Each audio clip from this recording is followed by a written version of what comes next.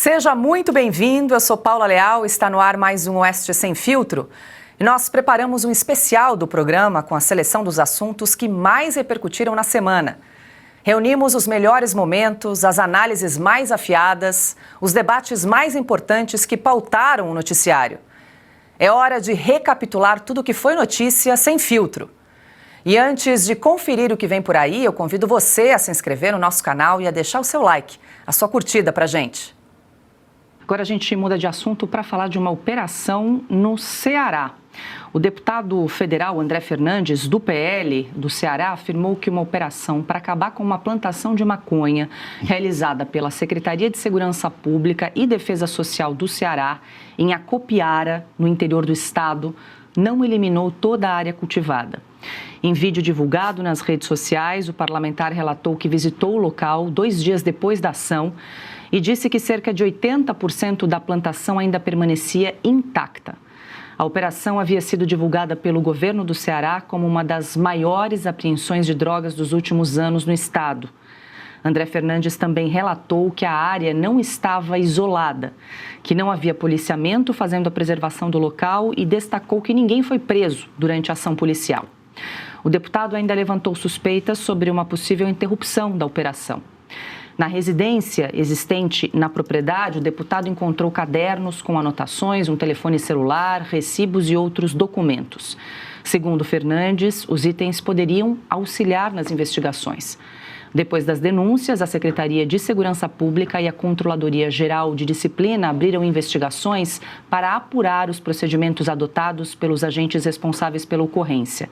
Segundo a Polícia Civil, foram localizados cerca de 160 mil pés de maconha em cultivo e outros 130 mil já colhidos, totalizando aproximadamente 290 mil pés da droga, o equivalente a cerca de 5 toneladas. Augusto Nunes, esse vídeo é bastante impressionante que o deputado publicou nas redes sociais no fim de semana, repercutiu muito. Aliás, quem tiver interesse, eu recomendo, ele é um pouco longo, nós tentamos aqui fazer um resumo do que ele conta, porque ele foi até a propriedade e ele encontrou ali, né? A gente está acompanhando as imagens, os pés de maconha, enfim, sacolas repletas aí da droga, também cadernos e vários itens que, segundo ele, poderiam ajudar nas investigações. Olha, se fosse um estagiário daquela agência americana que cuida do combate às drogas, levaria um 0 com louvor, né, se ele bolasse esse tipo de operação. Eu fiquei tão perplexo que eu perguntei para Paula se aquilo era verdade, mandei para o Edilson perguntando se era verdade, para o Umbinha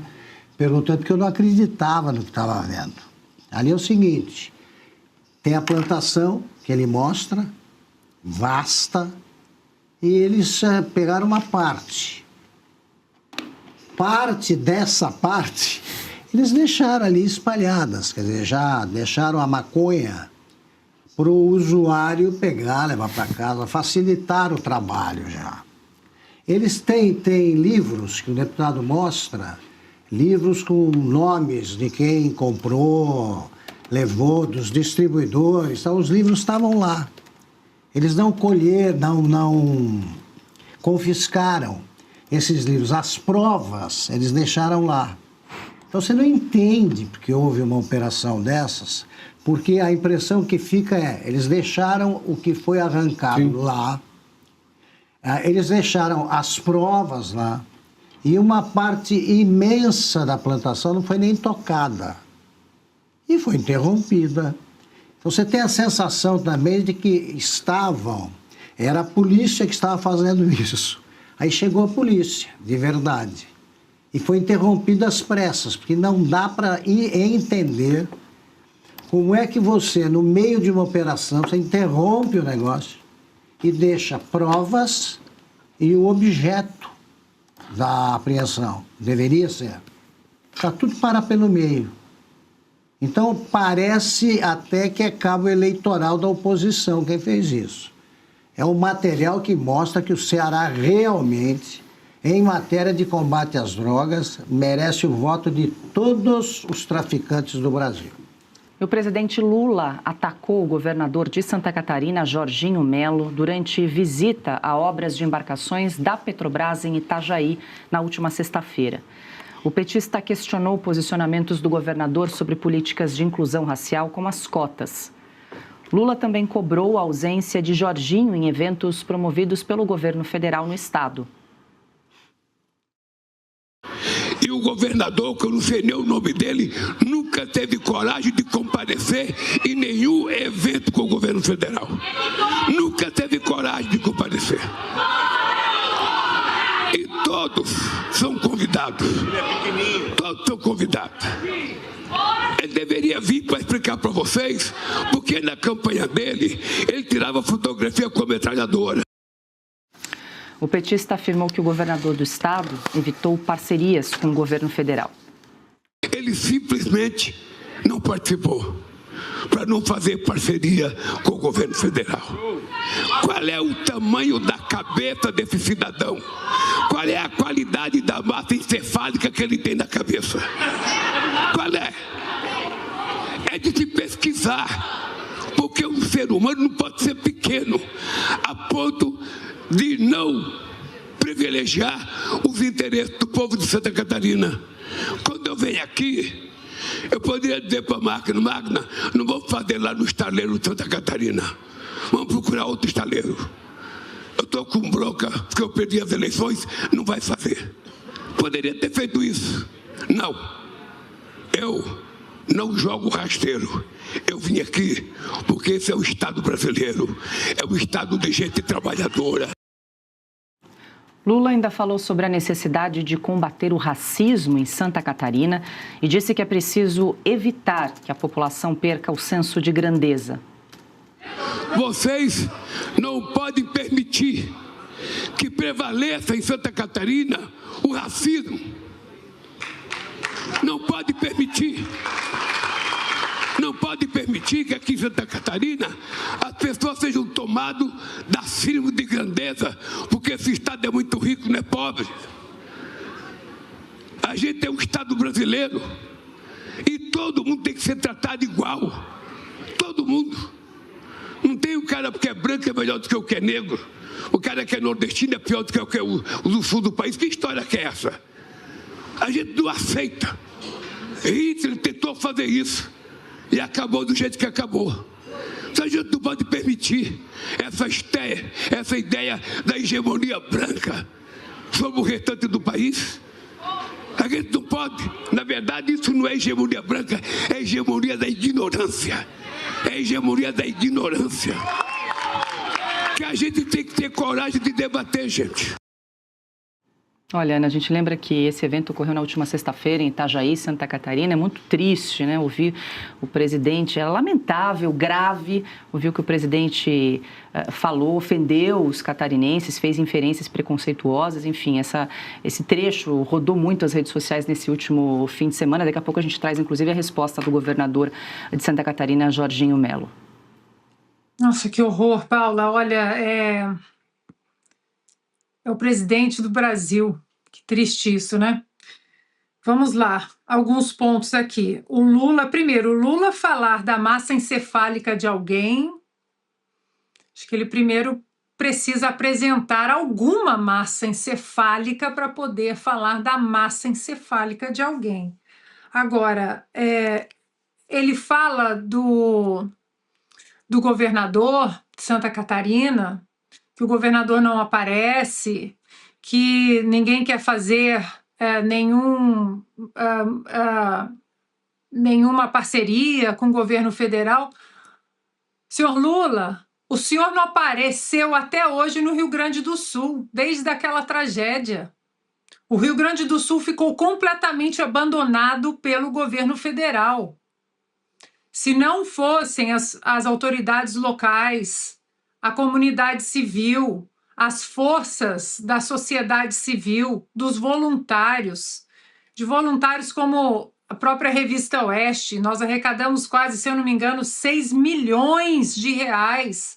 Fizemos um mutirão para tentar ajudar o senhor. A esposa do senhor foi lá para tirar foto com o cavalo, com o cachorro e foi embora. As crianças que ficaram lá sem pais, sem casas, sem alimentação, sem futuro, sem estradas. O senhor não voltou no Rio Grande do Sul, senhor Lula. O senhor vai falar o quê para algum governador do Sul? O senhor abandonou a região Sul faz muito tempo.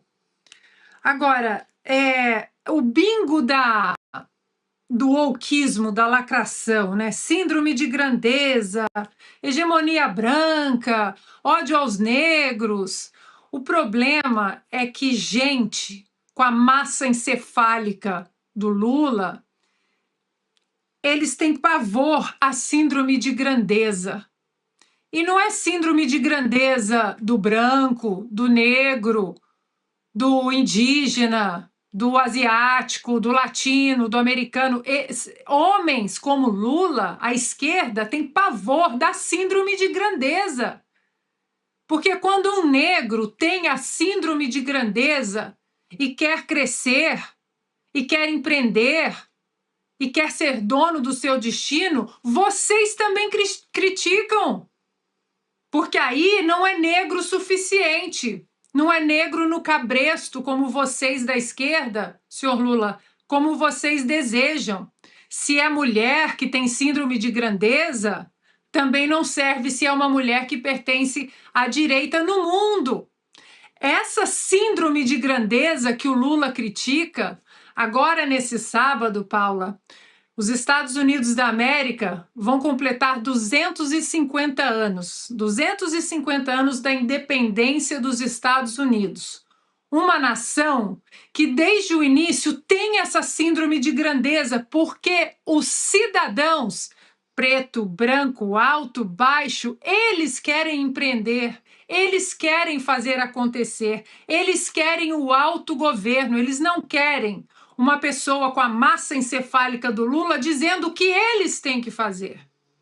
Portanto, Paula, tomara que esse tipo de discurso hipócrita, falso e que não soma em absolutamente nada para o nosso futuro, que esse tipo de discurso esteja com os dias contados, até 31 de dezembro. Para acrescentar uma informação em relação ao segundo turno das eleições de 2022, como é que foi entre Lula e Bolsonaro em Santa Catarina? Bolsonaro ficou com 69,27% dos votos válidos e Lula com 30,73% em Santa Catarina. Esse é o motivo do ressentimento. Isso. Esse é o problema. O que ele chama de síndrome de grandeza é o seguinte: Santa Catarina é um estado desenvolvido, bem mais desenvolvido que outros estados que votam no Lula. É a prova de que quanto mais bem informado é o povo, quanto mais entende a situação política e econômica o eleitorado, menor é a votação do Lula. Ele gosta de fazer essas viagens e vai para uma cidade onde, por exemplo, ele fez isso no Rio Grande do Sul. A autoridade principal lá pertence a outro partido. Ele gosta que essa autoridade apareça no palanque dele para que a plateia sempre a plateia que vai é minúscula, como era essa aí. E aí ele aparece como pacificador, que ele nunca foi. Não quero que que é isso, não faz mal que é de outro partido e tal. Santa Catarina não recorre ao governo federal, primeiro porque o governo federal não tem dinheiro para ajudar ninguém. Segundo, porque não ajuda governadores da oposição. Terceiro, porque Santa Catarina tem grandeza, não é síndrome, não. Tem grandeza e tem, se é isso que o Lula tentou dizer nesse discurso mal arranjado, Santa Catarina tem consciência da riqueza. Eu sou muito impressionado, muito bem impressionado com Santa Catarina, porque é um estado brasileiro que tem pleno emprego. O oeste catarinense é o Brasil do futuro. Já tem no presente. Mas, numa visita que eu fiz ao centro de distribuição da Havan em Brusque, terra da Paula, o Luciano Hang chamou um grupo de funcionários que estavam lá em várias áreas muito grandes, aquilo, você vai com o carrinho e tal. Ele juntou um grupo de umas 30 pessoas que estavam trabalhando e perguntou de onde elas tinham vindo. você tinha vários venezuelanos, cubanos, peruanos e também brasileiros de outros estados e de Santa Catarina. Isto é Santa Catarina. E o Lula não precisa ajudar Santa Catarina para que continue a se desenvolver. Tem um bom governo, já está reeleito, Jorginho Melo, e ele não vai conversar com o Lula, como disse o próprio governador, porque não tem o que conversar. Sim. Falar o quê com o Lula? Ouvir bobagem? Então o Lula é o ressentido, o tempo todo, rouba o país e fica ressentido com quem não depende dele, porque o Lula depende da pobreza e da desinformação para conseguir voto. Eu quero ouvir o Cautio Piotto também, mas deixa eu trazer o que disse o governador de Santa Catarina, porque o Jorginho Melo justamente utilizou dados socioeconômicos e reportagens para rebater o presidente Lula a respeito aí do desempenho de Santa Catarina. Então vamos lá, numa das publicações, o Jorginho Melo destacou os dados de migração e afirmou que Santa Catarina foi o estado que mais recebeu migrantes nos últimos anos. Já numa outra publicação, o governador divulgou dados que indicam que o estado tem a menor desigualdade de renda do país. Jorginho também citou números do Bolsa Família, destacando que Santa Catarina possui o menor percentual de beneficiários do programa no Brasil. O governador ainda mencionou indicadores de segurança pública para sustentar que o estado é o mais seguro do país. Em entrevista coletiva, Jorginho também explicou o motivo de não ter participado do evento promovido pelo governo federal. Não fui me encontrar com ele, não vou, porque ele nunca ajudou Santa Catarina, né? Ele vem aqui para fazer bravata e eu, pessoas falo por falar mal das pessoas, eu respeito todo mundo, nunca procuro evitar encontros com ele. Eles não fazem um túnel que é 1,5 bilhão lá no Morro dos Cavalos, vem mentir que disponibilizou 24 bilhões. Isso é conversa para boi dormir. Esse projeto do Ministério do Transporte, essa intenção era para pedagiar todas as nossas SC de Santa Catarina com os pedaços das federais. Isso eu não concordo. Eu renovei as estradas, eu não quero que o povo pague pedágio. E Piotto, só para fechar, o governador Jorginho Melo disse que vai apresentar uma representação na Procuradoria-Geral da República por entender que essas declarações que nós acompanhamos aí do presidente Lula tiveram, então, um caráter criminoso e preconceituoso. E tá certo. É preconceituoso, sim. O Lula é baixo, é uma pessoa baixa, ele joga baixo, ele é desleal. Isso é da política do Lula desde sempre, inclusive com quem é aliado dele, imagina com quem não é. Mas eu vou acrescentar um dado econômico de Santa Catarina, que é também de parte do centro-oeste e do sul do Brasil, do sudeste e do sul do país, né? Santa Catarina é um dos estados que mais contribui com impostos federais e que menos recebe. Se não me engano, acho que é o quarto que menos recebe. Está atrás de São Paulo, Paraná e Rio Grande do Sul. Ou seja, para se ter uma ideia, de 2001 a 2025, mandou para o governo federal 590 bilhões em impostos. Recebeu 83, quase 84 milhões. Ou seja, isso dá 14% do que enviou. O Lula deveria agradecer estados como Santa Catarina, porque esse dinheiro que Santa Catarina manda permite ao governo federal, de alguma maneira, muito mal feito, mas enfim, poder fazer distribuição de riqueza no país. Não, ele vai lá e reclama do estado que deu certo, do país que deu certo. Santa Catarina é um dos estados que deu certo. Aliás, incrível, né? O Lula não ganha, o PT não ganha eleição para governador em São Paulo também. E São Paulo é o estado que mais contribui para o governo federal e recebe menos. A capital já não consegue mais, na capital não consegue eleger mais prefeito do PT. Porque quando as pessoas, segundo o próprio Lula, aumentam um pouco de renda, melhor de vida, não votam mais no PT. Claro que não votam. Elas começam a conhecer a realidade. Vão votar no PT por quê? O Lula foi sim preconceituoso com Santa Catarina. Foi sim. O presidente da República precisa ser duplamente responsabilizado por isso. Porque ele deveria unir o país. Ele governa para todos. E se teve só 30% ou 31% dos votos válidos em Santa Catarina, isso é um detalhe de eleição. Isso é mera planilha eleitoral. Ele tem que governar para o Brasil inteiro. O Lula é uma pessoa baixa. É inacreditável como ele fica insistindo nessa divisão do país. E tem um negócio impressionante. O que o governo federal poderia fazer por Santa Catarina, como lembrou o governador, são obras relacionadas à infraestrutura. É o que falta. né, nos polos do agronegócio, você tem problemas com com as estradas federais. E o Lula não mexe com isso. Propositadamente, ele persegue governadores que não são do PT. E Santa Catarina também não dá a menor bola para isso, porque vai em frente e vai resolver os seus problemas. E, Augusto, e quando o governo federal não investe como política de Estado em infraestrutura, ele pune o cidadão do país, porque, obviamente, você vai ter mais inflação, você tem aumento da demanda e não chega o produto, estou falando do agronegócio, é também o próprio país, que passa a ter dificuldade ou um custo mais caro para exportar, porque você vai precisar dos portos para exportar. O Lula faz exatamente o oposto e critica quem está garantindo o crescimento do país, que não são os estados que, nesse momento, até por obra do PT, porque são governados pelo PT, dependem do restante do país. Eu vi um vídeo na internet sobre isso, era um pedreiro, se não me engano, acho que do Maranhão, dizendo assim, criticando o Lula. O povo nordestino está vendo isso aí e pensa, não, o povo nordestino está reclamando do Lula. Ele diz assim, olha aqui, ó, eu ganho 50 e o pedreiro de Santa Catarina ganha 200. Isso aí. E o Lula quer dizer que aqui é que está bom? Era essa. Esse é o resumo. O povo brasileiro entende as mesmas coisas que todo mundo, independentemente da classe social ou formação educacional. Do jeito dele, está chegando à mesma conclusão. O Lula acha que dividindo o país vai ganhar essa eleição. Ele está muito enganado.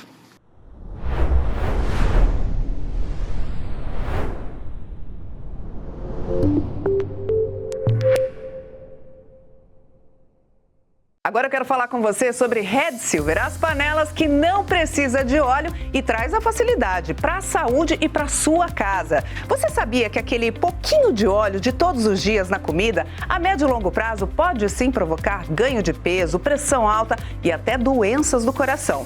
Mas com Red Silver você cozinha sem óleo e nada gruda. Dá uma olhadinha nas imagens. As panelas Red Silver são a solução para o seu dia a dia, porque fazem todo tipo de comida de uma forma mais saudável e sem usar nenhum tipo de óleo. Revestida com material antiaderente, ultra resistente que não gruda, promove um deslizar dos alimentos e não solta resíduos. São sofisticadas, leves, fortes e possuem um design elegante. A combinação perfeita para a sua cozinha. Acho que deu para você entender a qualidade da Red Silver, né? Então aproveite, porque hoje tem desconto especial de até 64%. Vou te contar todos os detalhes, mas antes eu quero te dizer que as nossas panelas têm alta tecnologia e vai em todos os tipos de fogões. No fogão a gás, para reter mais calor, te ajuda inclusive a economizar. Aí detalhe, se você quiser pode até colocar na máquina de lavar louça, viu? E a Red Silver é a única empresa no Brasil que ainda te oferece 30 dias de garantia. Você recebe, experimenta, não gostou? 100% do seu dinheiro de volta.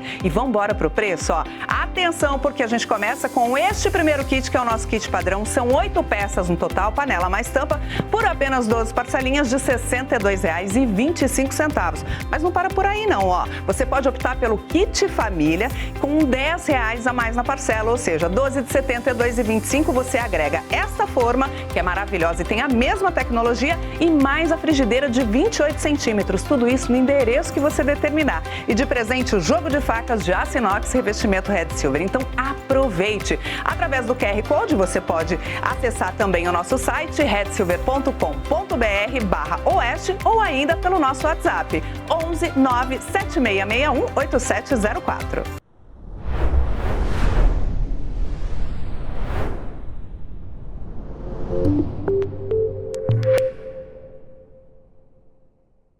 E o presidente Lula anunciou hoje o programa Desenrola Adimplentes, voltado a quem está em dia com as contas.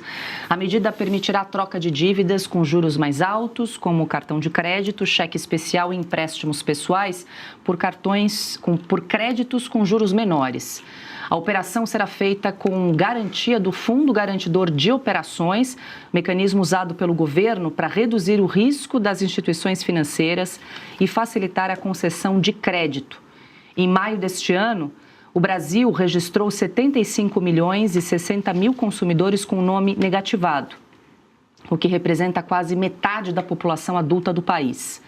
A maior parte dos devedores tem entre 30 e 39 anos e as mulheres representam a maioria entre os inadimplentes. Piotr, você já inclusive escreveu sobre isso na Oeste em várias oportunidades, agora mais um desenrola, mas para quem está com as contas em dia. Agora é para quem está pagando direitinho, mas precisa de uns juros, aliás, com juros de até 1,99 ao mês para poder quitar juros, contas e dívidas mais altas, como por exemplo com cartão de crédito. Agora veja só, e vai usar, obviamente, tem um funding do governo, né? O governo está fazendo a garantia, inclusive, pelo Fundo Garantidor de Operações, chama-se FGO.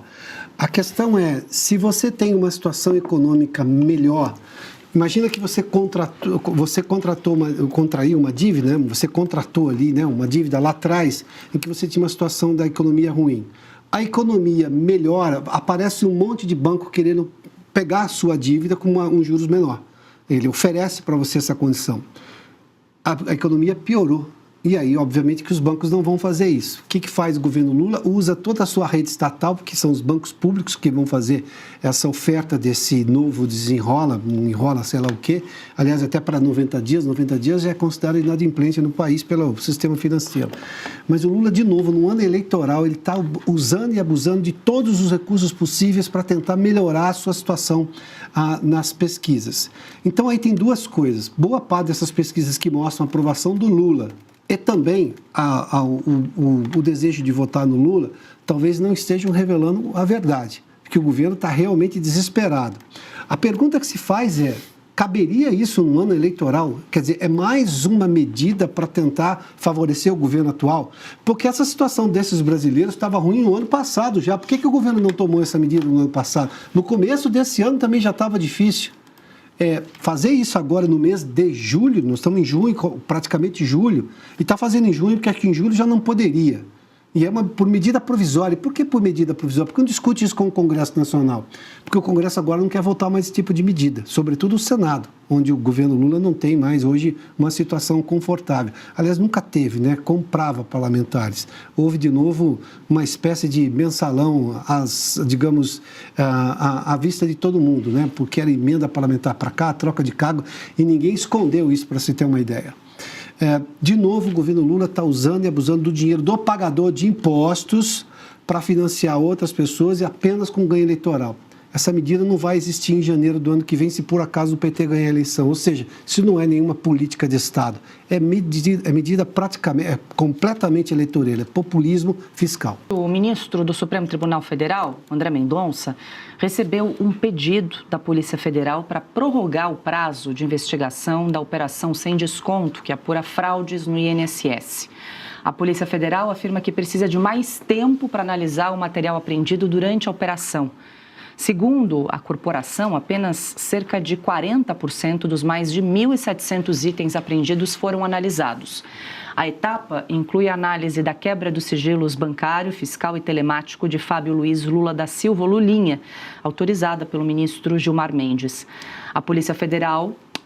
Pelo ministro André Mendonça.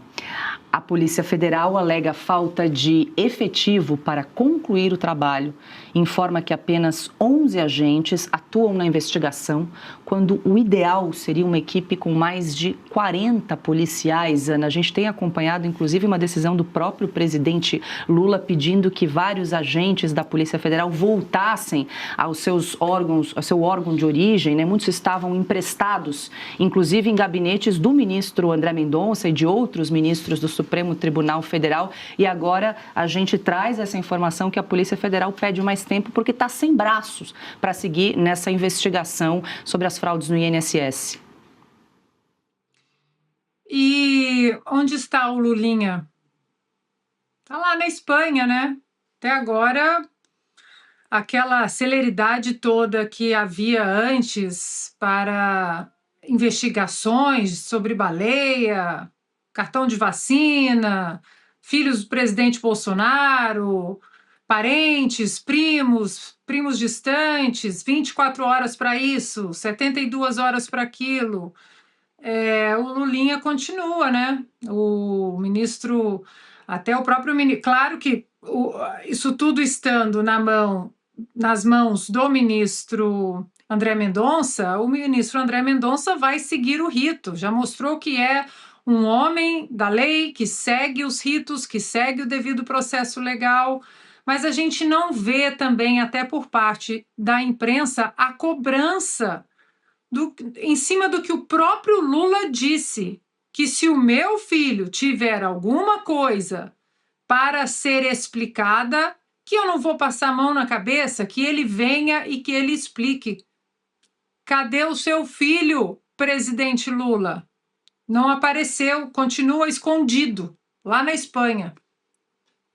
Augusto, a gente lembra que o ministro André Mendonça tinha concedido um prazo de 60 dias para a PF finalizar as investigações. Eles deram ok e agora, recentemente, a corporação afirmou então que não ia conseguir, que precisaria de mais 6 meses, pelo menos, para analisar a quantidade de documentos envolvendo aí as fraudes, inclusive a citação do nome do filho do Lula, nesse caso. O Lula disse que todos os envolvidos seriam investigados até que aparecesse nas investigações, nas apurações, o nome do filho.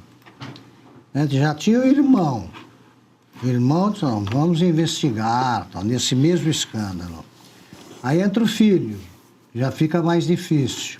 O filho está na Espanha, o irmão não aparece nas investigações. O fato é que o governo está fazendo tudo para que o caso não seja desvendado inteiramente. Roubaram aposentados.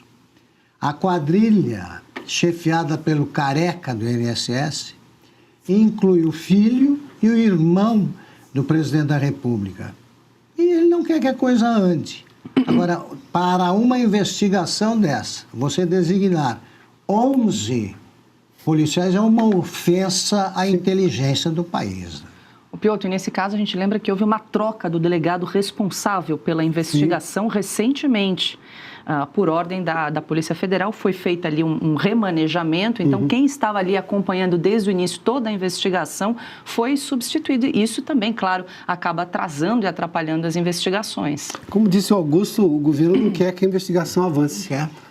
Está o filho do presidente Lula na linha de investigação, na principal linha de investigação, e também o irmão dele. O governo Lula, aí a gente pergunta, né? Veja só, o Andrei Rodrigues, né? O delegado-geral da Polícia Federal, que foi segurança da campanha do Lula lá em 2022, e o Supremo, nesse caso, não viu nenhum problema em ele ser colocado, nomeado pelo presidente como delegado-geral. É o delegado que frequenta todos os eventos do Supremo, inclusive. Estava no Banco Master também, estava em Londres também, estava? Tomando uísque. Estava também. O delegado da Polícia Federal, veja só, o chefe da Polícia Federal do país, amigo do Lula, muito íntimo, inclusive, né? Tanto que foi colocado ali, era o chefe da campanha, depois já vai. E se é íntimo ou não, mas enfim, me parece muito próximo ao presidente da República, estava lá tomando uísque pago pelo Vorcaro. Isso, ele mesmo deveria pedir demissão, porque, convenhamos, isso não é cabível, né? Mas o governo Lula não está nem um pouco preocupado com isso, ele não quer investigar, roubou aposentados. Talvez a corrupção mais torpe que se possa imaginar, e corrupção na área da saúde, né? Conseguiram roubar aposentados dessa vez. Veja só, de novo, né? Preciso entender se as pesquisas estão realmente captando esse sentimento do brasileiro que rejeita esse tipo de governo, o governo Lula. Mas, enfim, o governo Lula não quer nenhuma dessas investigações, está fazendo o possível e impossível. Agora, caberá, obviamente, a esse grupo menor do que deveria ser, de delegados e agentes da Polícia Federal, continuar esse trabalho hercúleo e também, neste caso, acho que também o ministro André Mendonça poderia começar a levantar sigilo de algumas investigações, porque se já tem 40%, é uma boa parte dali já pode ser levantado sigilo para a gente saber quem é quem nesse escândalo que roubava aposentados e que teve um salto exponencial no governo Lula, justamente com associações aí ligadas ao PT. É incrível como põe a mão em tudo, né?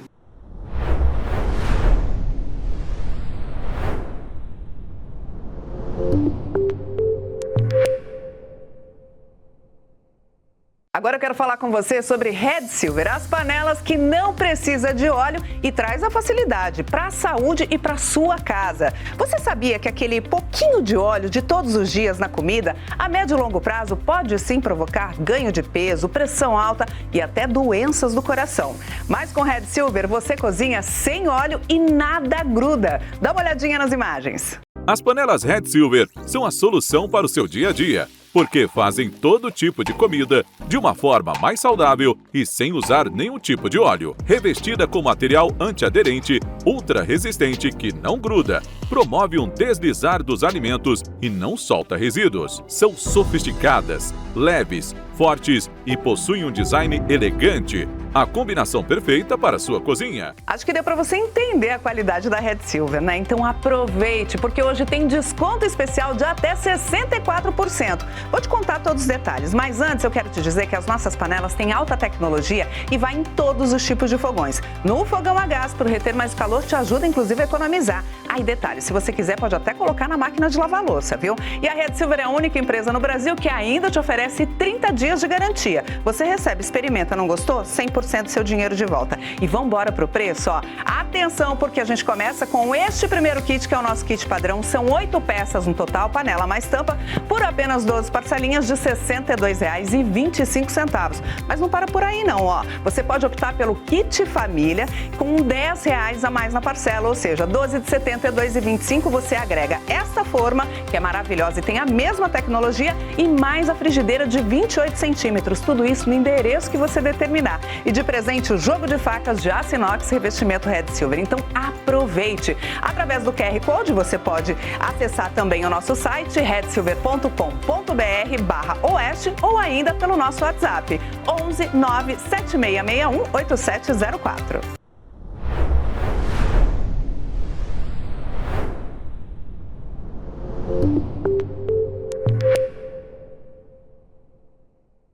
E o senador Jacques Wagner procurou o ministro André Mendonça, do STF, para explicar a sua relação com empresários investigados no caso do Banco Master, cerca de uma semana antes de ser alvo da Polícia Federal. Os preparativos para a 9ª fase da Operação Compliance Zero já estavam em andamento no Supremo quando a reunião aconteceu. O objetivo de Wagner, no encontro com André Mendonça, era dizer que não havia nada de errado na relação pessoal com os donos do Master e nem nos contratos da sua nora, Boni de Bonilha, com empresas do grupo de Daniel Vorcaro. A Polícia Federal investiga a suspeita de que o senador tenha atuado em favor de interesses do Banco Master. A investigação também aponta o recebimento de um apartamento, o uso de aeronaves particulares e presentes oferecidos por empresários investigados para o senador Jacques Wagner. Ana Paula Henkel, muito boa noite, seja bem-vinda. Estamos hoje, terça-feira, último dia do mês de junho, começando mais um Oeste Sem Filtro. Olha, se a gente for olhar ali essa cronologia desse encontro do senador Jacques Wagner com o ministro André Mendonça, no dia desse encontro a PF já tinha recebido autorização, o ministro André Mendonça já tinha assinado ali aquela autorização para realizar a operação, a 9ª fase da Compliance Zero. Quer dizer, Jacques Wagner foi ali com uma informação que alguém, muito provavelmente, passou para ele e ele tentou se explicar antes de que a operação ocorresse por parte da Polícia Federal. De toda forma, aconteceu no dia 18 de junho, como foi amplamente noticiado e repercutido. Boa noite. Boa noite, Paula. Boa noite, Piotto. Boa noite, querido mestre Augusto. Boa noite à nossa audiência. Paula, esse é o ponto que você tocou. Quem passou essa informação para Jacques Wagner? Falávamos, se eu não me engano, segunda-feira ou semana passada, na sexta, sobre a Polícia Federal, né? Que Polícia Federal? Parece, se eu não me engano, eu mencionei ontem aqui também, a Ruth e Raquel dentro da Polícia Federal. É a Polícia Federal do bem e a Polícia Federal que age a favor do sistema, a favor da proteção de quem quer que seja ou esteja envolvido, nesse caso do Banco Master, com Daniel Vorcaro, seja no Legislativo, no Executivo ou no Judiciário. Esse é um problema que em algum momento vai ter que ser corrigido. E parece que não vai acontecer, né, sob a batuta do Andrei Rodrigues, já que até operações ilegais aqui nos Estados Unidos ele tentou conduzir dentro da cooperação entre forças policiais americanas e brasileiras. Agora, se o senador quis explicar a relação com Daniel Vorcaro e com Augusto Lima, e se ele não tem nada a esconder, ora, então explique ali nos autos da investigação. Se ele procurou Mendonça para explicar qualquer coisa que ele provavelmente já sabia que estava na investigação, então, teoricamente, Jacques Wagner não tem nada a esconder. Jacques Wagner. Então vá até a Polícia Federal, que está sob a batuta do ministro André Mendonça, essa investigação séria, e diga o que você tem a dizer.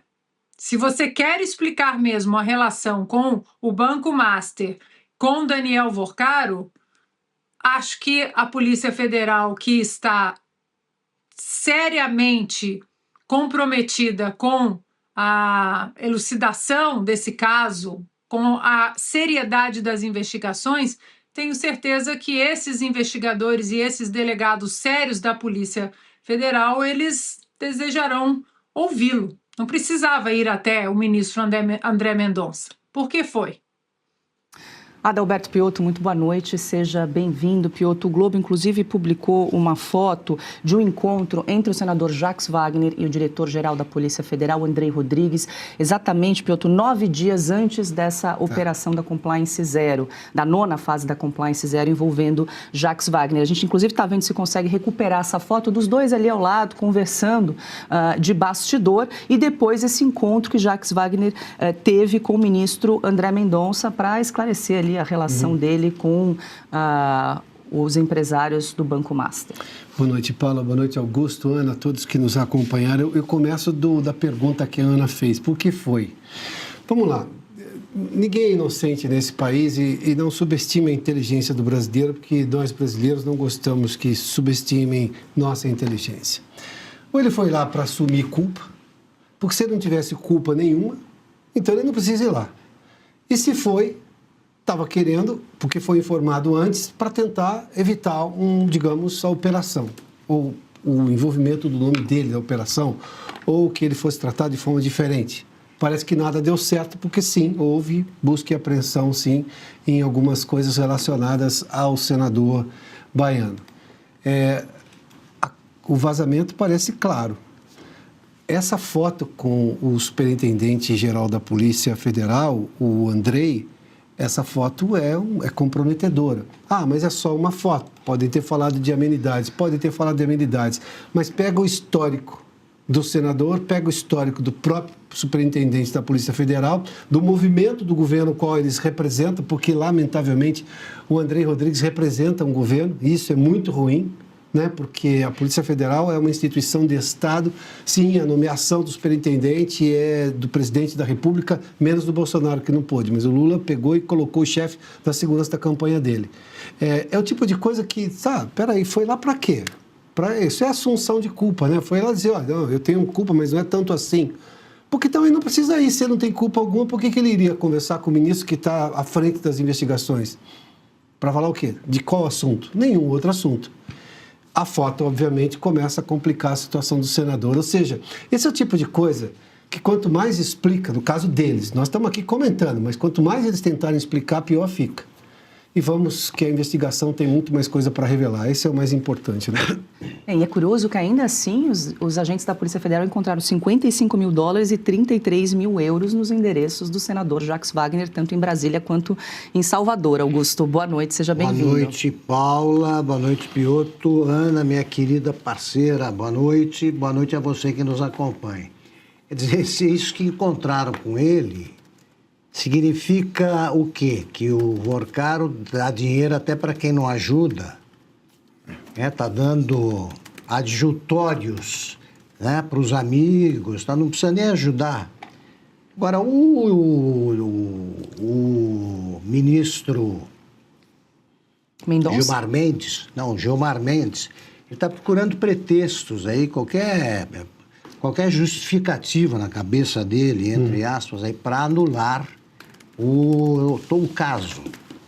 Depois de ter ajudado a enterrar a Lava Jato, que foi a mais bem-sucedida, eficaz e honesta das operações anticorrupção já feitas no Brasil, ele está querendo agora enterrar liminarmente, sem dar chance para que as investigações avancem, também o caso Master. Não vai conseguir. Ele já veio com essa conversinha de que um advogado não pode conversar com um relator do caso, né? Disse isso no Roda Viva. Bobagem. O advogado conversa, sim, com qualquer ministro do Supremo. O ministro tem que receber o advogado pediu, ele não sabe o que o advogado vai falar.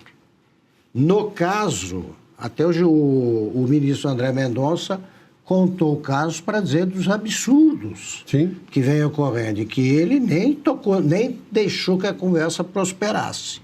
O advogado queria o que ele chamou de delação seletiva. Isso. Pois bem, hoje o Gilmar já disse isso, essa bobagem, no Roda Viva. Não, o ministro não pode conversar, já pensando em anular o caso.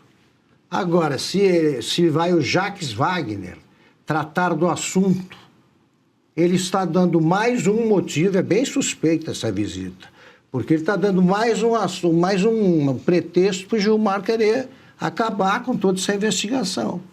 O Gilmar está louquinho para acionar a indústria, a fábrica de habeas corpus para culpados que ele mantém em funcionamento há muitos anos. Então é suspeita a visita, e o Jacques Wagner recebeu aquele dinheirão todo para fazer o quê? Porque ele é simpático, porque ele é amigo. O Vorcaro gastou dinheiro com besteira aí, mas muito, mas não chegou a tanto. Só a gente exibir a foto da operação da Polícia Federal apreendendo aí os $55 mil e também os 33 mil euros do senador Jacques Wagner, mais os relógios. Nem convido o amigo para a noite dos astronautas. Como é que é? Noite dos... Das astronautas. É isso, Piotr. É curioso. Me causa estranhamento aí essa visita, esse encontro amigo com o ministro André Mendonça e, 11 dias depois, essa operação da Polícia Federal. Natal, algum dia dos pais. Da foto, Augusto? Para dar dinheiro. Ah, entendi. Para dar dinheiro. Como é que é? Bom princípio de ano novo? Guardou tudo isso para bom princípio de ano novo? Presente. Bom princípio que o sujeito ia lá pedir uma graninha, né? Batia na casa, assim. Inclusive, Jacques Wagner reclamou aí da atuação da Polícia Federal, de ter feito essa foto, de sensacionalismo com os distintivos ali, dos agentes da Polícia Federal, que foi, enfim... Ele está reclamando disso? Vamos na minha casa também, deve ter esse dinheiro. Pediu, inclusive, a anulação das buscas e apreensões pelo Supremo Tribunal Federal. Senador, tem pessoas presas que foram julgadas apenas no Supremo Tribunal Federal sem terem foro privilegiado. Pessoas que perderam a liberdade. Pessoas que não tiveram direito ao duplo grau de jurisdição. Senador, tem pessoas que estão presas agora e provaram que não viajaram para os Estados Unidos. O caso do Felipe Martins. Senador, tem tem advogados que não conseguiam falar com o ministro que estava acusando o cliente deles porque não sabia nem do que defender. O senhor está preocupado agora com isso? Vamos lá. Um encontro vai conversar com o ministro 9 dias antes, né? É isso, né, Paulo? 9 dias antes, tem uma foto dele com o superintendente-geral da Polícia Federal, que foi segurança do Lula na campanha, que é próximo do governo, aliás, é muito próximo. Estava, inclusive, naquela bebedeira com uísque chique, caro, lá em Londres, pagos pelo Vorcaro, com outros ministros do Supremo e também o PGR. Esse tipo de coisa não ofende o senhor não vê nenhum problema com relação a isso?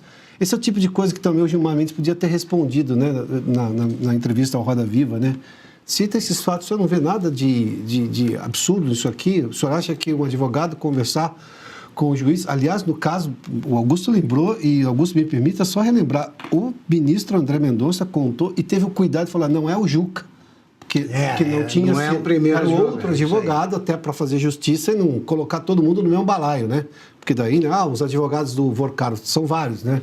Já teve uma terceira troca já agora, a sessão é o terceiro escritório que está representando, ou o terceiro grupo de escritórios, porque nunca vi alguém contratar tanto advogado, o Vorcaro tem advogado de todo lado, né? Sem contar dinheiro nunca foi problema para ele. Não. E sem contar a mulher do ministro Moraes, né? Esse é o mais caro, né, Augusto? É advogado, está lá à disposição. 129 milhões esse contrato. Mas essa ele não quis para defendê-la, né? Que coisa. Só para fazer aquele manual de compliance. Porque o marido continua já defendendo. O manual de compliance mais caro da história da humanidade. Ninguém vai imaginar. Essas coisas todas, só para resumir rapidamente, são evidências. Não dá, vai esconder o quê? E isso, obviamente, está, sim, afetando, inclusive, o próprio desempenho do Lula nas pesquisas, porque o escândalo do Master, que sempre foi do PT, começou no governo do PT, lá na Bahia, e está no colo do Lula, no Palácio do Planalto. O Lula quem recebeu, sabe-se lá, outro dia eu perguntei aqui, agora começa a ficar mais evidente. O Jacques Wagner ligou para o Lula e falou, recebe o Vorcaro aí. Não estava naquela reunião, pelo que se sabe, mas não quer dizer que não tenha ligado para facilitar. Aliás, ele que pediu para o Guido Mantega, né? Ex-ministro petista, inclusive muito próximo do PT, né? Extremamente, umbilicalmente ligado a Lula, que foi advogado do Vorcaro também, né? Para ser um advogado. Foi um dos lobistas do Vorcaro ali que estava nessa reunião também, ou seja, o que pelo menos ajudou a fazer essa reunião. As coisas estão todas aí. Quanto mais explicação ou vem com uma explicação boa e definitiva, ou essas tentativas de subterfúgio não vai ajudar em absolutamente nada. Mas o bom é que as investigações estão avançando. E a Polícia Federal precisa passar por um crivo, né? Polícia Federal, nós todos temos orgulho do que a Polícia Federal fez na Operação Lava Jato. Agora, tem a Polícia Federal de um lado e tem a outra banda da Polícia Federal. Lamentavelmente, essas duas, uma só trabalha pelo bem público. A outra não sei o que está fazendo, eles podiam responder.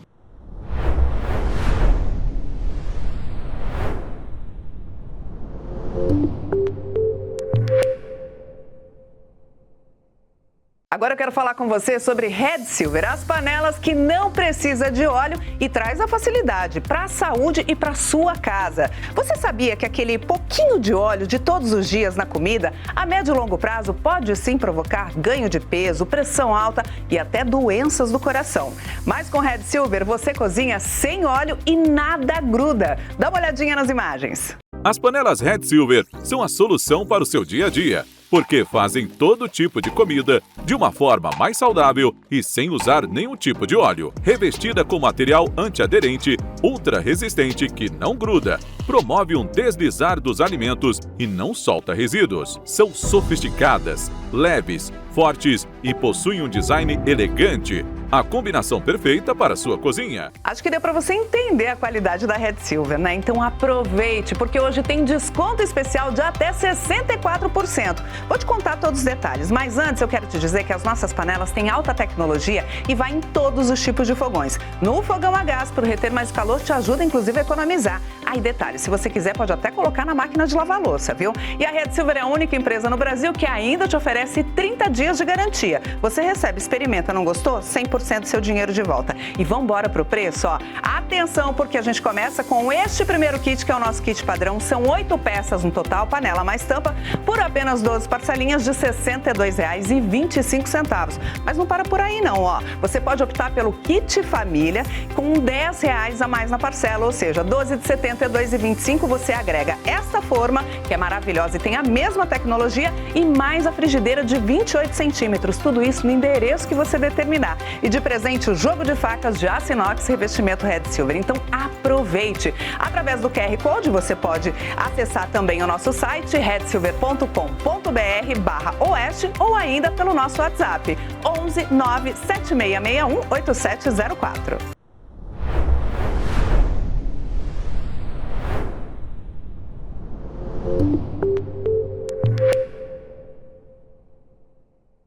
O senador Flávio Bolsonaro concedeu uma entrevista exclusiva à repórter de Oeste, Maria Laura Assis, diretamente de Buenos Aires, na Argentina. Flávio participou da Latin America Chairman's Conference, que reuniu lideranças conservadoras da América Latina, e também se encontrou com o presidente argentino Javier Milei. Durante a entrevista, o senador detalhou como foi a reunião com o Milei. Uma grande honra participar aqui nesse evento, ao lado de líderes de vários países, em especial do presidente Milei, que deu uma palavra ali, obviamente, também de defesa do Estado de Israel, do direito ao Estado de Israel de existir e se defender. Inclusive, eu usei uma fala aqui, Laura, que dizia o seguinte: olha, se os terroristas baixarem as armas, acaba a guerra. Se Israel baixar as armas, acaba Israel. Então, nesse sentido, que vim para cá participar desse evento e receber aqui também, na fala do presidente Milei, um trecho muito importante em que ele diz torcer muito para que a onda azul, que está tomando conta de todas as Américas, chegue também ao Brasil. O Flávio também falou sobre o avanço da chamada onda azul e disse como enxerga o crescimento da direita na América Latina.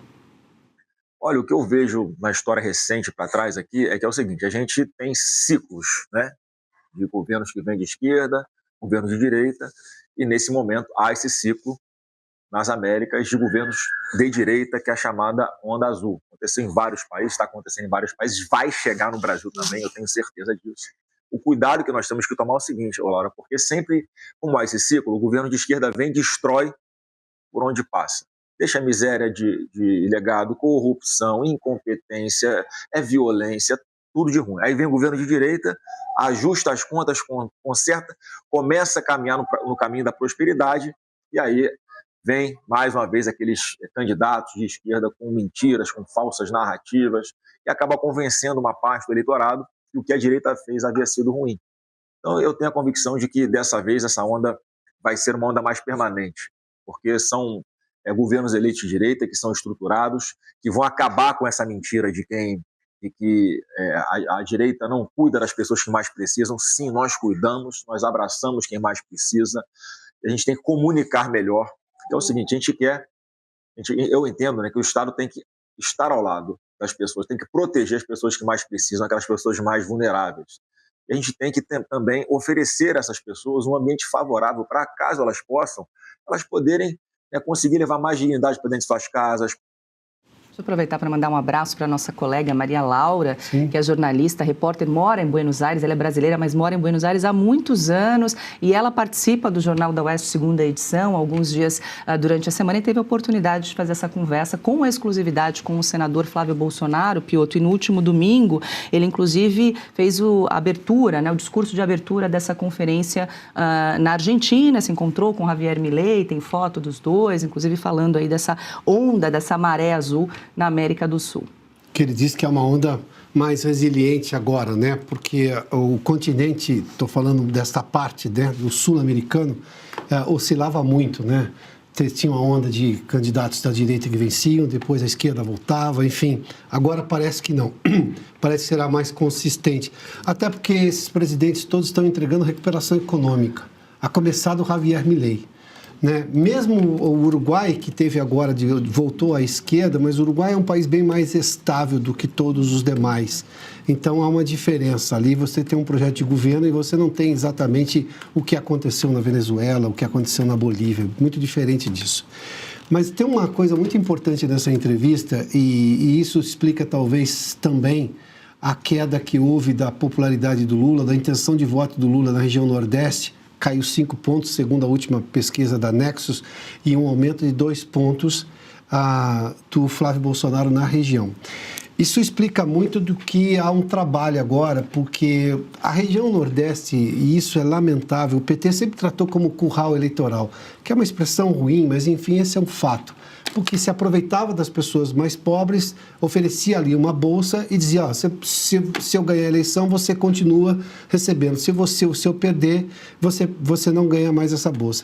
É mentira, porque no governo Bolsonaro, e olha que passamos pela maior crise do mundo recentemente, porque foi a pandemia dos últimos 100 anos, ninguém tem nada parecido com aquilo, a pandemia foi global, e ali o governo não só ajudou as pessoas, como ajudou as empresas também a passarem por aquele momento, porque senão você perdia todos os empregos.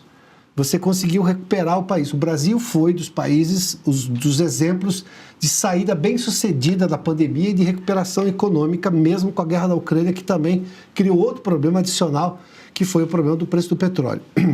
Nada parecido com o que está acontecendo agora. Lá foi um pouco pior. E o aceno que faz o PL e o Flávio Bolsonaro especificamente a dizer, olha, a direita também cuida das pessoas, porque, primeiro, há fatos disso, basta ver o governo do presidente Bolsonaro, do pai dele, inclusive, e também porque isso demonstra, é um tema muito sensível no Brasil, vai acabar o Bolsa Família.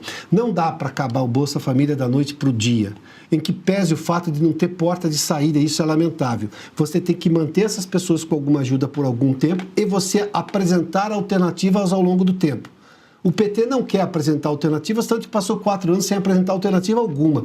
Não interessa a porta de saída, porque o PT gosta das pessoas pobres, porque as pessoas pobres, segundo o Lula, depois que elas passam a ganhar 5 mil, não votam mais no PT. O próprio Lula sabe disso. Ascendeu de vida, o sujeito não vota mais na esquerda. Citávamos ontem o caso de Santa Catarina, onde o PT tem baixa densidade eleitoral, porque é o estado que menos tem pessoas dependentes do Bolsa Família, mas tem emprego. E esse é o melhor plano social, tem emprego. E aí há um aceno para isso, para tentar desmistificar, tirar essa imagem que é construída com narrativa do PT e, obviamente, porque a eleição se ganha com voto, tem que acenar para o eleitor explicar o que é, de fato, uma verdade e o que, de fato, vai acontecer no eventual governo de Flávio Bolsonaro. Augusto, você que gosta do termo, estava lendo aqui na velha imprensa, né? O ultradireitista Milei é um aliado da família Bolsonaro e crítico do presidente. Ultradireitista? Será? O Ultradireitista. que seria acima de ultradireitista? É um Hitler, por exemplo, que aparecesse por lá, como é que ele é chamado? Aliás, o Hitler era socialista, né? O partido dele era nacional socialista. Exatamente, é de esquerda. Exatamente. O nazismo sempre foi de esquerda. Aqui não existe a direita, é ultradireita, direita radical. Extrema direita no Brasil. É isso, e tem um outro ponto. E esquerda, não tem extrema esquerda também. Fazendo um paralelo, que na campanha Javier Milei usou uma motosserra para dizer que ia cortar as despesas. O Flávio Bolsonaro também disse que vai fazer um tesouraço, vai ficar mais fácil, porque tem tanta coisa para cortar aí, começar pelos ministérios, né? 38 ministérios, porque sem contar impostos. E não vai cortar os programas sociais porque não tem como, senão as pessoas morrem de fome, ninguém vai fazer isso daí. Vai cortar esse dinheiro para esse monte de estatal que está tendo rombo, como os Correios, e por vai exemplo. tratar de arrumar emprego para essa gente. Exatamente. Como lembra sempre a Ana, né? A frase do Reagan, né, Ana? O melhor programa social é emprego. Isso. Hein? É isso. 18h28 e o presidente do PL, Valdemar Costa Neto, se reuniu com Michele Bolsonaro para tentar reduzir a crise entre a ex-primeira-dama e o senador Flávio Bolsonaro. O encontro foi marcado depois da divulgação de vídeos em que Michele afirmou ter sido humilhada pelo enteado. Amanhã, Flávio Bolsonaro vai participar de um encontro com mulheres conservadoras, evento que passou a ser visto como um teste para a reaproximação entre as duas lideranças. A presença da ex-primeira-dama é aguardada por aliados do PL, já que ela tem forte influência entre o eleitorado feminino conservador, principalmente entre evangélicos.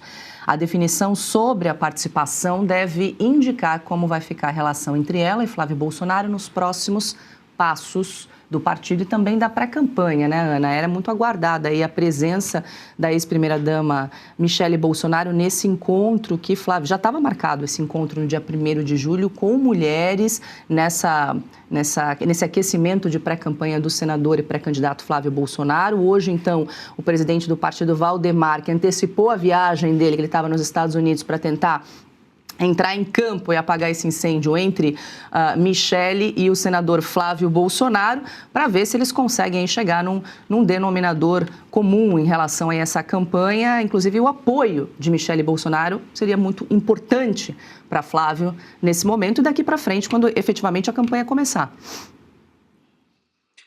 Porque agora, bem ou mal, estamos no meio da Copa, né? A gente...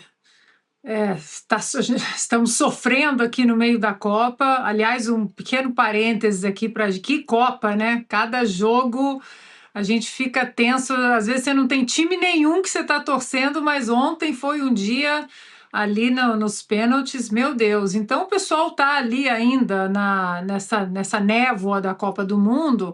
E eu acho que é exatamente a oportunidade para essa reaproximação, se é possível, entre a Michele e o Flávio, porque essa onda azul a qual o Flávio se referia, poxa, será que nós vamos ficar de fora? Não, né? Nós precisamos dessa onda azul também no Brasil.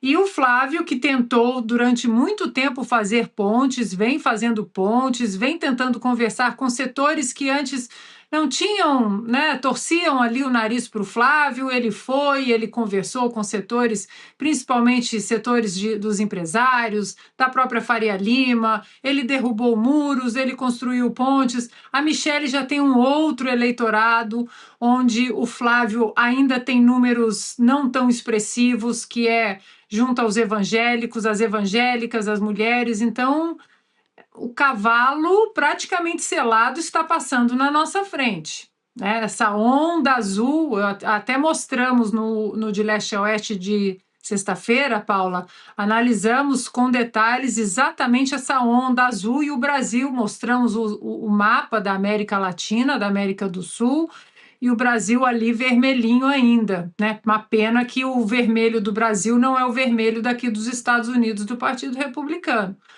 E diante de tantas coisas que a gente tem para discutir, Paula, você estava falando, né, da motosserra, da diminuição dos ministérios, que muita gente até fala, até brinca, fala, mas o que você acha do Ministério do Esporte?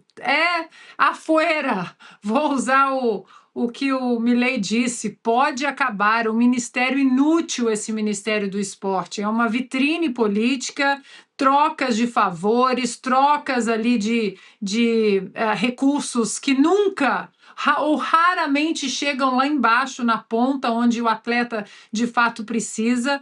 Então, tomara que entre nessa motosserra de um possível governo do Flávio Bolsonaro. Mas antes de qualquer movimentação de um possível governo do Flávio, de um Brasil azul, como o Flávio disse, é a nomeação ou as nomeações de 4 ministros para o Supremo Tribunal Federal nos próximos 4 anos. Meu Deus do céu, Paula, a gente tem que mirar nisso, a gente tem que olhar nisso, para isso. O Brasil não aguenta mais 4 Flávios Dinos ou 4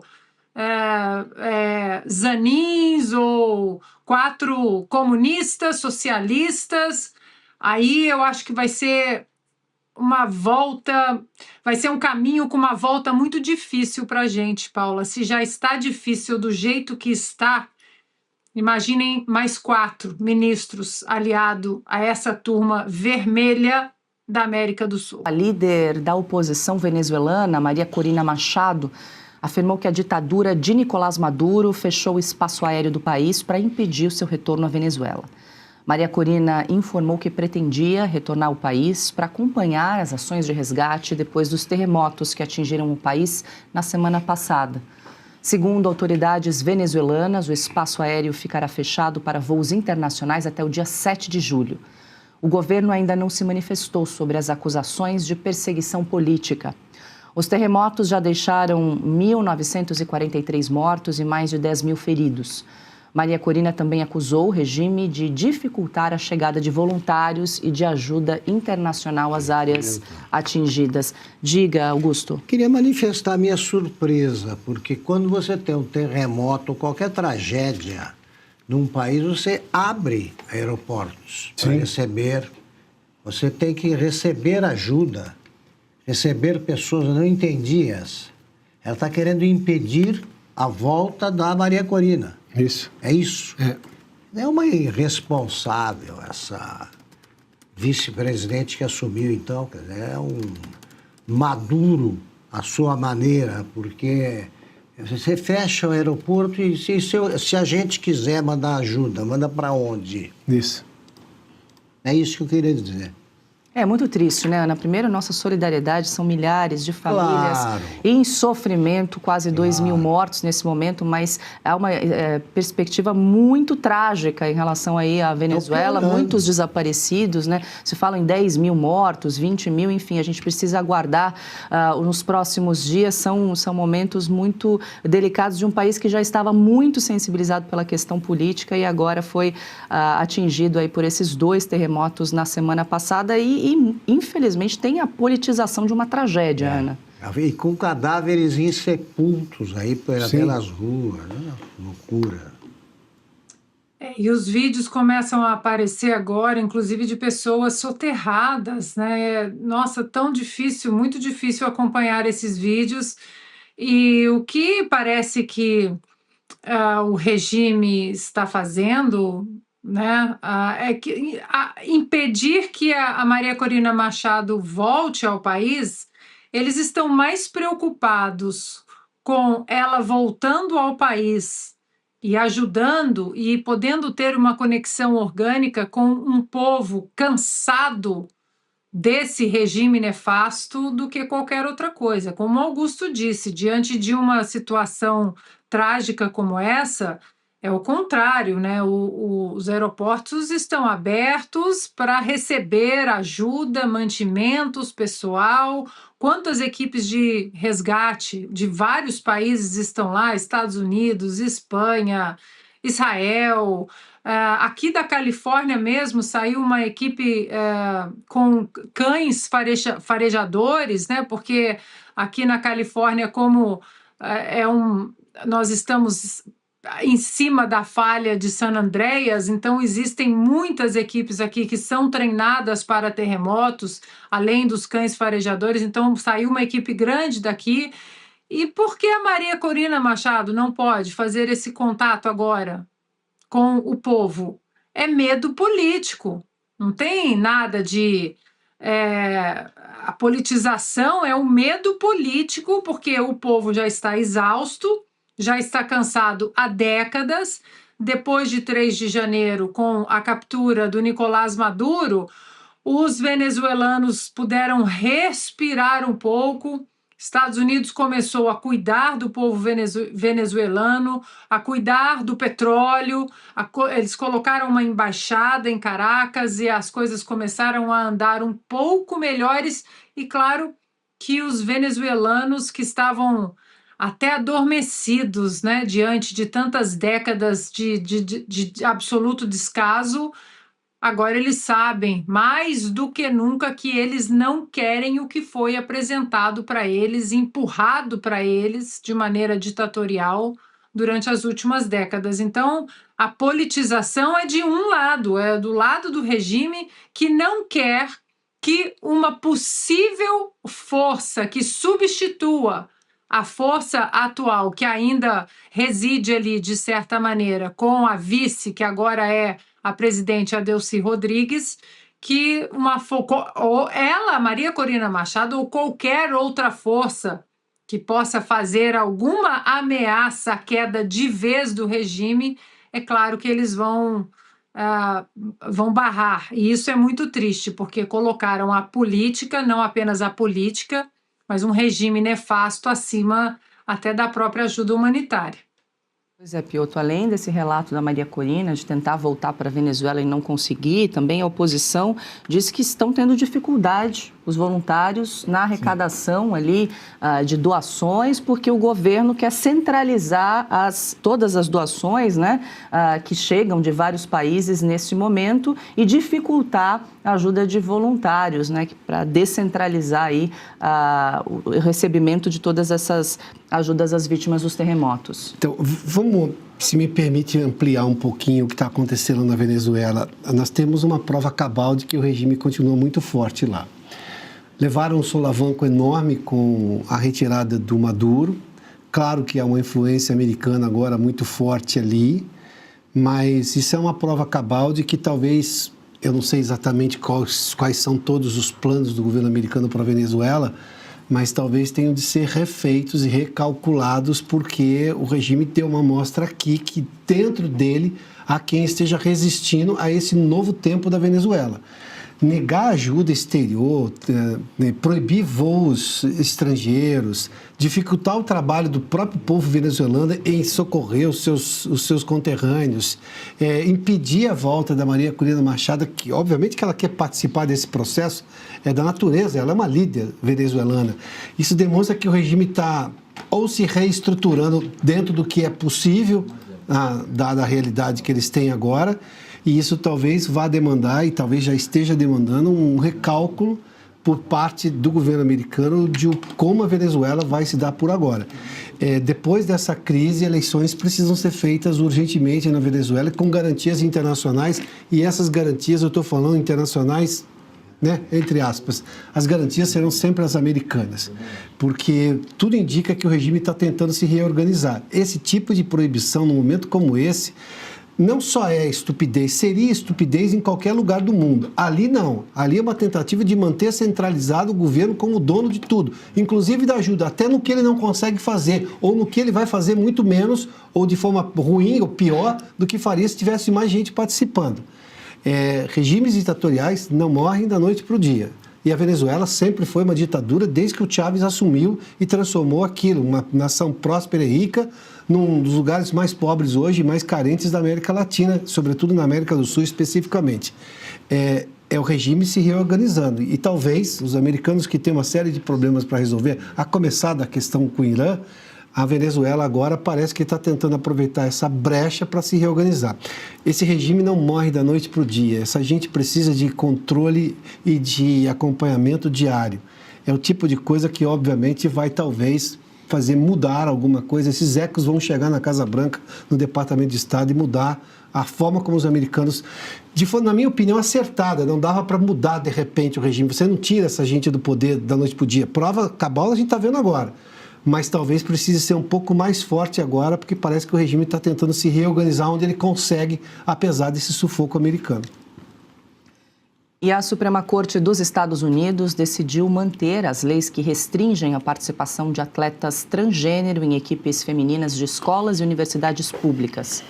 A decisão foi comemorada pelo presidente Donald Trump, que afirmou que a medida põe fim a uma situação que classificou como ridícula. Os ministros entenderam que os estados podem adotar regras que organizem as competições esportivas com base no sexo biológico. O julgamento passa a servir como precedente para casos semelhantes em todo o país. A decisão também reforça a política adotada pelo governo Trump, que defende restrições à participação de atletas transgênero e competições femininas. Ana, uma ótima notícia, você compartilhou conosco hoje cedinho no nosso grupo. Ana sempre muito atenta, a gente sabe que esse é um tema caro para a Ana e, aliás, para todas nós mulheres, né, nós que defendemos as mulheres no esporte. Então, mais uma vitória. Conta como é que foi essa decisão na Suprema Corte dos Estados Unidos, Ana, como é que foi o placar? O placar foi 6-3, Paula, não foi nem 9-0. 6-3. As 3 juízas que foram indicadas pelo Partido Democrata votaram contra as mulheres, né? Vejam vocês.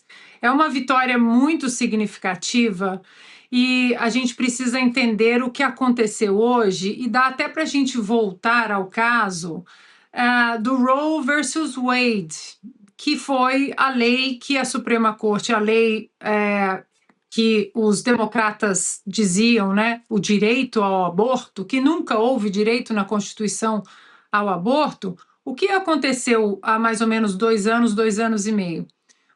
A Suprema Corte disse que não estava na Constituição a lei para aborto e devolveu para os estados, 50 estados americanos, para que cada estado passe a sua legislação. Hoje aconteceu a mesma coisa. Foi um caso da West Virginia, do estado da West Virginia, que disse que meninas são meninas e meninos são meninos e o que vale é o sexo biológico. Isso foi parar na Suprema Corte e a Suprema Corte disse isso, exatamente, que os 27 estados que já passaram legislações que protegem o esporte feminino, as mulheres e as meninas, que eles têm o direito de fazer isso e vale o que esses estados estão passando. Mas aí tem 23 estados que as mulheres não serão protegidas. Mas essa é uma pauta, Paula, que não divide o eleitorado americano, não. Essa é uma pauta com 85%, 90%, devia ser 100%, né? Mas com 85%, 90% do eleitorado democrata, republicano ou independente que concorda que deixar homens competindo com mulheres é uma coisa absurda, é uma barbárie. Então agora, esses 23 estados, eles vão ter que responder ao seu eleitorado. Agora, isso que está aí na tela, Paula, é muito importante porque é a opinião de um dos juízes mais espetaculares que a Suprema Corte Americana já teve, o juiz Clarence Thomas, porque na decisão dele, ele escreve o seguinte: homens, tá ali de vermelhinho, homens e meninos com disforia de gênero não são mulheres nem meninas, mesmo que acreditem que sejam. Ou seja, é uma vitória gigantesca também, Paula, porque valeu a pressão que nós, atletas e ex-atletas olímpicas, nós fizemos no Comitê Olímpico Internacional. Lembra que há alguns meses o Comitê Olímpico Internacional disse que acabou, a partir da Olimpíada de 2028 aqui em Los Angeles, vai voltar o teste de gênero, que já existiu há mais de 20 anos, 30 anos, e agora ele vai voltar. E por que foi importante essa pressão e essa decisão do Comitê Olímpico Internacional, Paula? Porque a Suprema Corte Americana hoje mencionou a decisão do Comitê Olímpico Internacional e disse que, vejam, se a entidade mais absoluta, a que está acima de todos os esportes, o Comitê Olímpico Internacional está dizendo que mulheres competem com mulheres e homens com homens e que não existe atletas, não podemos autorizar atletas trans na competição feminina, então nós precisamos levar isso em consideração. Então, Paula, é uma grande vitória, espero que o Brasil vá por esse caminho também, porque alguns absurdos ainda estão acontecendo no Brasil. A própria ministra Carmen Lúcia autorizou recentemente que uma atleta trans, que um homem jogasse na liga lá no Paraná, num jogo lá no Paraná, numa liga feminina, e isso não dá mais para a gente aceitar. Como as pessoas querem viver, Paula? Querem viver como homem, como mulheres, como borboletas, isso é o problema de cada um, como essas pessoas querem viver socialmente. E a gente respeita, cada um vive do jeito que quer. Mas no esporte, homem é homem, mulher é mulher, e nós precisamos proteger as mulheres, as meninas e nossas atletas. Então, é um grande dia, é uma grande vitória. E eu queria deixar aqui, Paula, o meu agradecimento a todas as pessoas que ao longo dos últimos 10 anos, que é uma batalha nossa de quase 10 anos, homens, mulheres, pais, mães, avós, não se sucumbiram à turba que tentou nos calar de qualquer maneira, fazendo ameaça, cancelando. Então fica aqui o meu agradecimento, Paula. A gente estava ali na linha de frente porque somos atletas, mas teve muita gente por trás, muitos anônimos por trás, e em várias vezes que eu visitei o Brasil, quanta gente falou, é isso, eu sou mãe de 2 meninas, eu sou pai de 2 meninas. Então, muito obrigada a todos, a quem sabe agora, numa possível onda azul no Brasil em outubro, a gente não volte ao bom senso no esporte feminino. Diga, Augusto. Parabéns, Ana, pela tua luta, e eu faço questão sempre fiz questão de me juntar a ela. A Gleisi Hoffmann me processou várias vezes me acusando de misógino. Eu não sou nem um pouco, não, mas eu represento os misóginos, então, nesse movimento aí, tá? Que é muito justo. Eu acho que a gente devia propor o seguinte, para cada política de cotas. Para cada mulher, para cada homem que quer jogar ou quer disputar qualquer prova ou participar de qualquer jogo aí, com mulheres, tem que ter uma mulher querendo fazer isso numa equipe de homens. Ou no esporte, na categoria dos homens, aí desaparece a diferença. Por exemplo, para que a menina que joga vôlei aqui no Brasil, o senhor que joga vôlei em times femininos, tinha que ter uma mulher lutando boxe, porque se sente homem na categoria pesos pesados. Aí a gente ia ver se tem diferença ou não. Sim. Porque a mulher que se sente homem nunca pede para disputar uma prova masculina. Não pede. E a segunda coisa é o seguinte, eu sinto uma inveja saudável dos Estados Unidos quando a gente vê uma decisão dessas, né? Delegando aos estados a decisão final. O espírito federativo de verdade. Claro. É o único lugar que existe. O Brasil, que já teve até o nome, né? De Estados Unidos do Brasil. E agora somos a República Federativa. Pois é, defendemos de um governo central que é liderado por um ladrão. Além de tudo. Não, rapidamente. Paula, Diga. antes do Piotr, Claro. 30 segundos.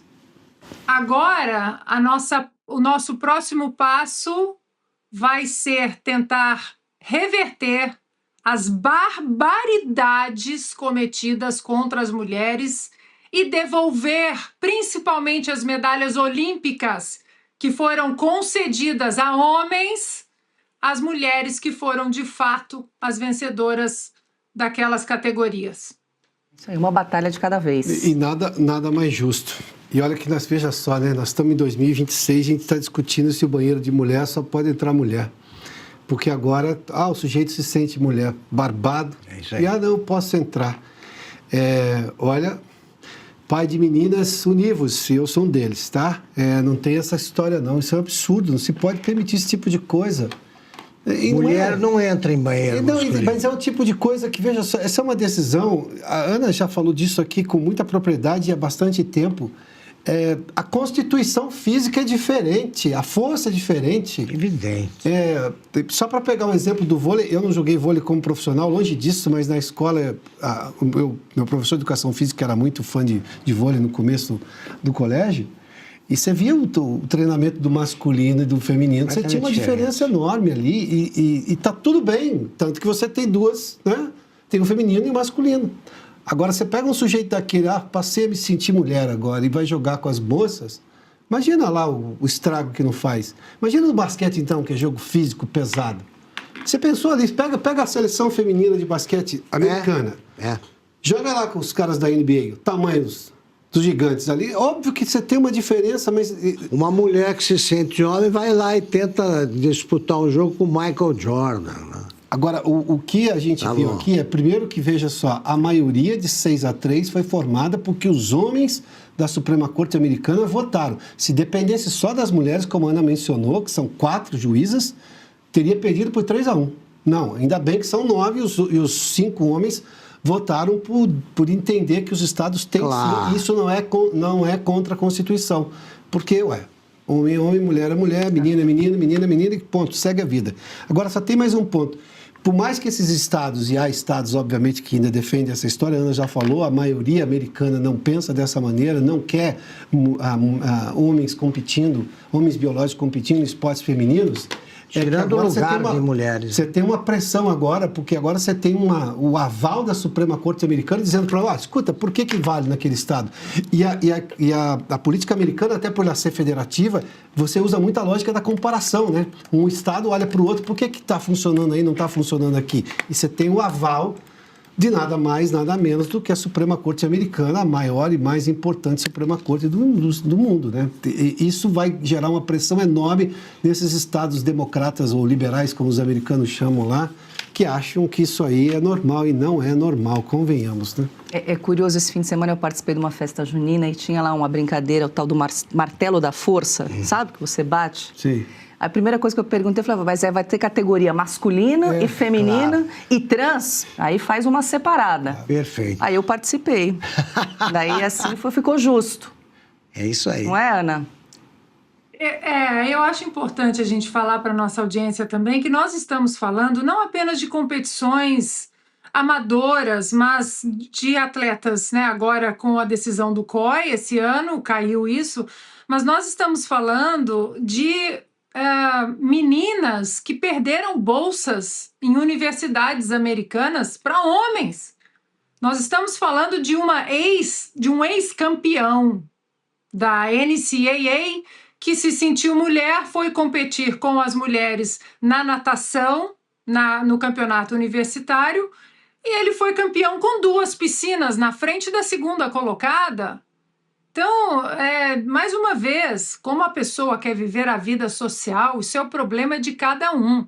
Mas no esporte, que é o campo mais inclusivo que existe, olha a Copa do Mundo, negros, brancos, muçulmanos, cristãos, baixos, altos, japoneses, agnósticos, católicos, enfim, tem só a diferença de homens e mulheres, né? Agora, a esquerda americana está com um problema, porque o Partido Democrata abandonou completamente o bom senso Aquele partido centro-esquerda não existe mais, só existe a extrema-esquerda, e isso pode tirar muitos votos daqueles eleitores que a gente fala aqui nos Estados Unidos, que votam em outro partido, outro candidato, por uma razão apenas. E muita gente aqui na Califórnia, Paula, eu sei, pais de meninas que competem, né, futebol, vôlei, basquete, que dizem: não aceito, sou democrata, votei no Partido Democrata, mas em relação a isso,